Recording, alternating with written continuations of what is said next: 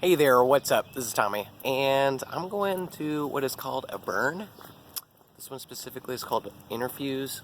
You may have heard of Burning Man. Burning Man is like an event with 80,000 people. Interfuse is a local burn with more, so around 1,200 people.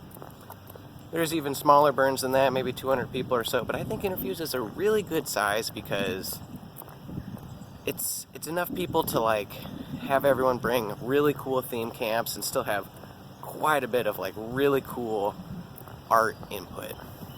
Not that the smaller burns don't have that, but more people usually means more creativity and more fun. But the whole point of these burns is just kind of to experiment with how to, I don't know, live in a temporary city that's full of art and music and fun and experimentation of different kinds. So I'm quite excited for this one again. I've been going to these for a little while, but just kind of wanted to document perhaps what these things are all about, because I found a lot of really good inspiration and space for creativity from these. So I just wanted to show you. So this year's theme is bananarchy, the combination of bananas and anarchy. So as you can imagine, probably everyone's going to be wearing a banana costume of some kind. Me personally, I like to bring as a theme camp Hammocktopia. And with Hammocktopia this year, I want to make some yellow hammocks and put some brown spots on them. Banana hammocks. So, hell yeah, get excited. I'm going to document the journey right here for you. Important note here, these burns are guided by the 10 principles of Burning Man, and I think there's an extra 2. These principles include things like decommodification, radical self-reliance, radical participation, and, you know, the rest of them. These, I think, are the heart and soul of what these events are, because, I mean, just read them. They're cool. Hi! How many burns have you been to? I've been to no burns. Awesome. This is my first one. Hell yeah, we're making banana hammocks. Quick lesson on how to make a hammock. You fold the long ends twice and then sew it. And then you fold the short ends twice, but the second fold that you make should cover more area. And then you sew it 3 times on the end, right there, leaving a gap that you can put a rope through. And then that's it.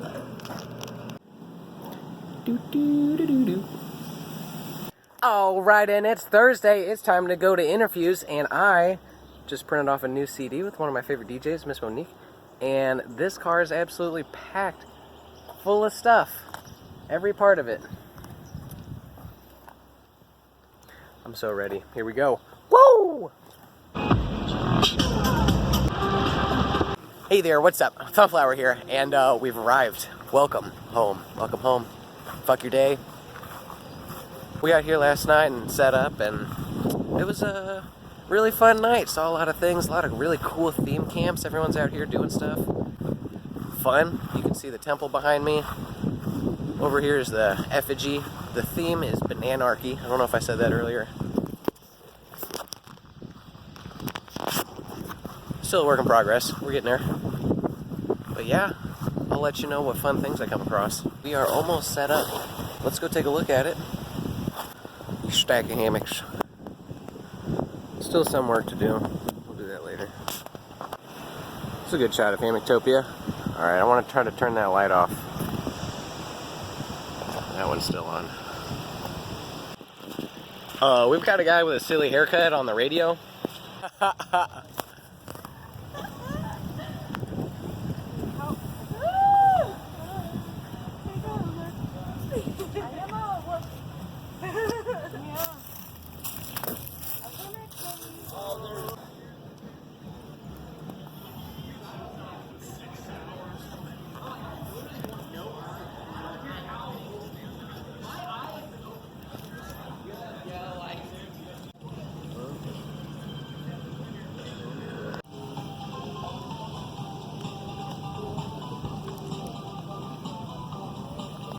Yeah, let's see.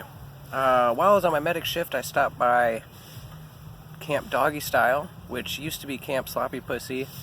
They're some good friends. They're real good people. Talked about dogs, actually, for quite a while. And that was really fun. What else is out there? There's that bubble camp. The temple looks pretty cool. There's bars everywhere. You just walk around and people just give you drinks if you want it. Consent is a really big thing around here, which is so nice because you can't just go up and give random people hugs without consent. But if you ask, most people say yeah, and some people won't, and that's so good to have boundaries. Also, while I was on my medic shift, I stopped by the gate, talked to some guy for a little while about how we're in a post-capitalist era, perhaps right now. There's so many bullshit jobs. It was kind of the gist of what we were talking about, especially or the examples, I think, quite clearly lie in academia, because people need underlings to get paid a certain amount. I don't know. Sorry, I'm throwing sticks at you if you're a dean and listening to this. I think it sounds like pure capitalism is all about like efficiency, but how is our society efficient if we have so many of these bullshit jobs? And we also talked about, surely, I mean, we have enough resources for our needs to be met, and then we went on to talk about how it is the mark of a society that is full of free people if two things are met. If you can travel and be welcomed, and then also the amount of play that you have. If your society is toiling all the time just to pay rent and you don't have any playtime, I mean, like, that sucks. That's not freedom. So how can we start to build a society that not only acknowledges the social injustice and the environmental degradation that is happening and how those two things are very tied, but then also start to build a more communal mode of living and working together that isn't full of bullshit, that is meeting our needs, and that allows us to have a decent amount of playtime. Big questions. Interesting thing you've seen so far at Interfuse? I'm gonna go with still the top, human milk cheese. Yes, that was tasty. That wasn't seen as much as experienced. Hell yeah. The human milk cheese still takes the cake. I almost forgot about that. Interesting favorite thing? Interesting favorite thing. Yeah, I mean, the cheese was pretty interesting. But I really liked the glass art installation. Ooh. Yeah, that was cool. What camp was that at? Moistening. Moistening? Yeah. Okay. Cult of the Moistening. Or Cult of the Nomadic Homads, the Moistening, I think is the full name. Okay, yes. I just like saying moist. Hi, what's up? Hey. Anything interesting you've seen so far? The inside of my van last night was super interesting. The inside of my mind last night while I was asleep in my van was really nice. Beautiful. So what's something interesting that you've seen? Interesting? My cousin Eric made this portal potty. I think for me that's got to take the cake as one of the most interesting. Top tier P experience. Top tier. You walk in at night, there's UV lights everywhere, all this black and white art just popping. You go pee, and then as you're leaving, or I guess if you're sitting down you can see it, Eric's picture is right there with saying he approves. And I approve his approval. It's just all good.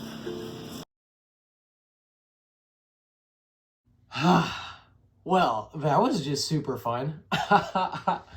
I stopped recording about Friday afternoon because it just didn't feel right to have their phone out. No one else really had their phone out. There's no reason to record. I really wanted to sink into that Burning Man principle of immediacy. I wanted to be there in the present moment, and it's just easier to leave my phone back at camp. So after I recorded last, I did some jiu-jitsu with some friends. That was really fun. Learned how to do that. That was a good workout. And after jiu-jitsu, put on some, I think I just wore some regular looking clothes, like I think this shirt and some basketball shorts, and I walked about 30 feet, and my camp neighbor was like, come here, we're gonna dress you up. And so she gave me a green skirt, and then I was like, oh, you know what would go good with a green skirt and a bare chest? A construction helmet. And then I walked over to Spordrobe, which is like a hippie thrift shop for colorful, fun, fuzzy clothing. And someone gave me a tool belt, which also that kind of exemplifies the Burning Man principle of gift giving.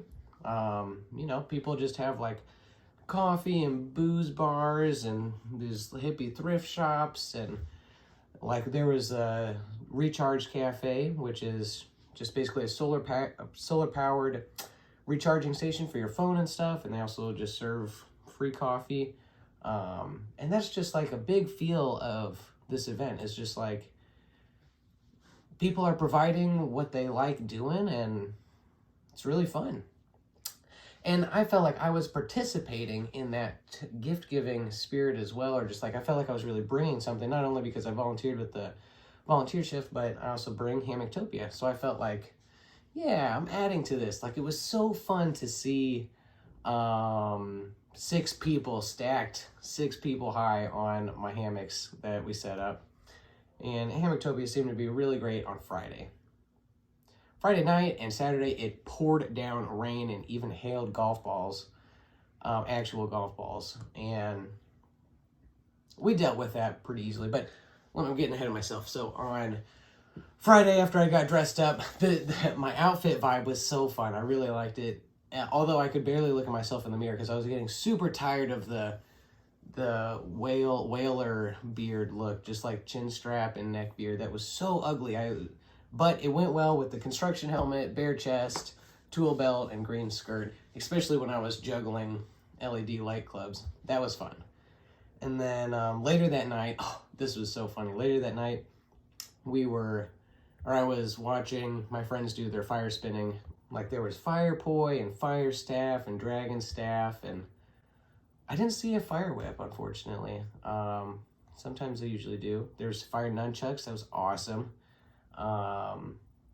Fire hoop. But anyways, about halfway through that show, I had to go to the bathroom, so I went to the bathroom and went to my cousin's portal potty, and just there's like a little skit that he was doing with it, and I wasn't expecting it. It was so funny, and you just had to be there to appreciate it. It was hilarious. It caught me off guard. That was good. So then on Friday we burned the temple, which was the triangle cone-shaped building that we built. And that's another thing that I really like about the tickets. Like, tickets cost $50 or $55 or something a piece, and all that money goes towards the art and the things to actually run it. There's like very little overhead with much of this, so like that's a pretty affordable ticket, I think, to pay for some awesome art grants. So that just couldn't be more fun. Just burning a giant campfire and have 500 or 1,000 people just like yelling at this campfire, and then once the firefighters push it in, we all run around in circles screaming and yelling and making noise and running to the tune of the drum circle that was beating.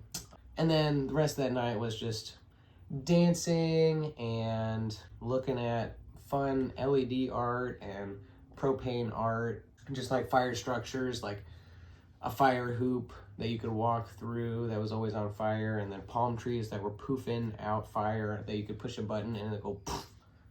That was good. I went to bed Friday night just feeling like, people spend so much time and energy bringing creativeness to specifically these burns. It's such a beautiful thing, I think, just to be able to experience so many people's input and gift giving and participation and friendliness, and just, yeah, I get to talk to a lot of really cool people. So Friday night and Saturday morning, it freaking poured. I was half dry. We was all right in the tent. But so Saturday morning or early afternoon, it started hailing, but thankfully we were under a little pavilion and we were playing cards and Settlers of Catan. So that was nice and easy and chill.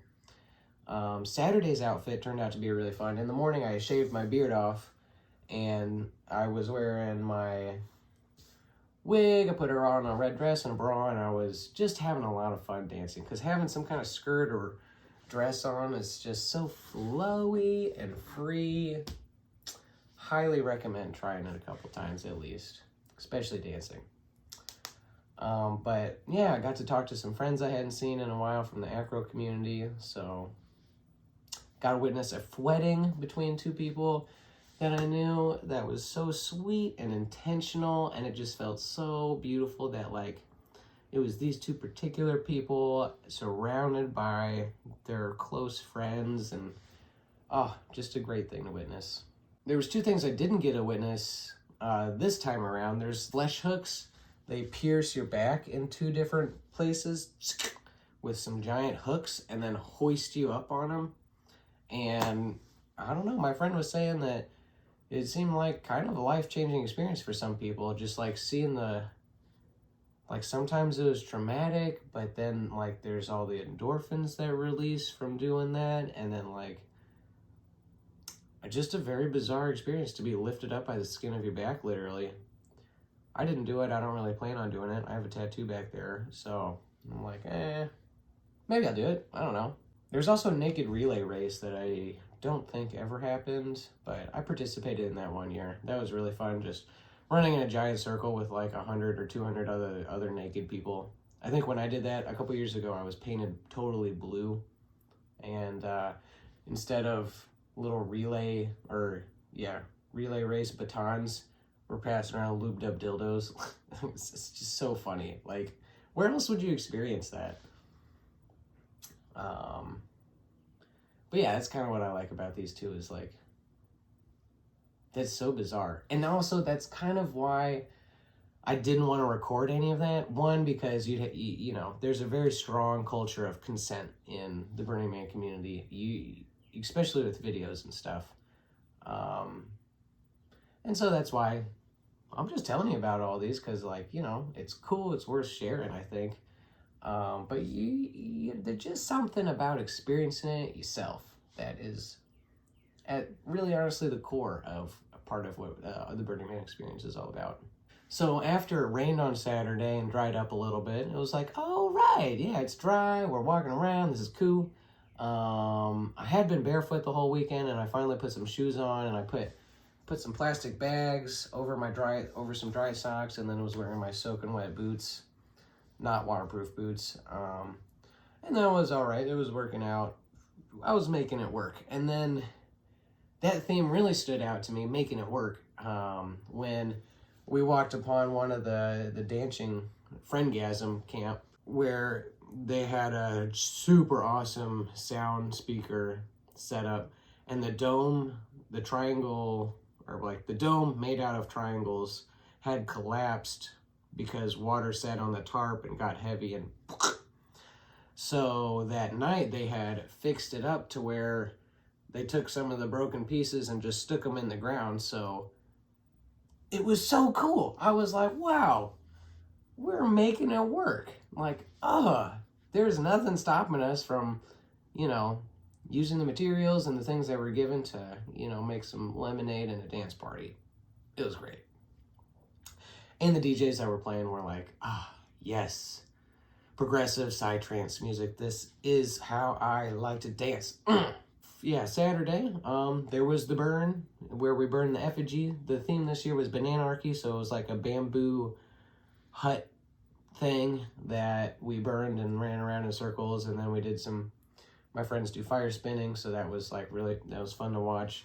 There was even some charcoal cages on some chain that we put the effigy embers in and then swung those around, and they like leave really cool sparks. That was cool. And yeah, Saturday night was just really more chill and coming down. And both Thursday, Friday, and Saturday, I went to bed at like 1 or 2, and that felt nice. Because like last night I was like, there's really no reason to stay up till 5. I mean, what am I trying to do? For me personally, because I just don't do that a lot. I don't like doing that. I had a fun, fulfilling experience. Now my body's telling me I'm tired. So I went to bed. It was great. And then I woke up and tore down Hammocktopia and started it all in my car, and it's drying outside in the driveway right now. And yep, really nice to see some friends from St. Louis I hadn't seen for a while, and then some friends from California and the Kansas City folks and the Ames, Iowa crew. Shout out! Can't wait to see y'all again. Oh yeah, definitely worth mentioning the Burning Man principle of leave no trace. This is definitely one of my favorites, even though I don't really think about it all that much. I cannot stand when I go to a festival and there are just like 6 inches of glow sticks everywhere on the ground, and a skid steer is like pushing them all into the dumpster, and then there's like a giant pile of trashed pop-up tents and just an enormous amount of trash and waste. And I love the Burning Man principle of leave no trace, because after we all leave, it's all clean, and it's all you know, done by volunteers. Like I did a medic shift, and there's also Earthkeeper shift, which is you walk around with the little pinchers and a trash bag, and you pick stuff up, and then the whole place is clean when we all leave. And it's like, and you're participating, you're helping out, you're keeping this thing affordable for everybody, and you're keeping it looking good, and you're respecting nature. Oh, it's great. Love it.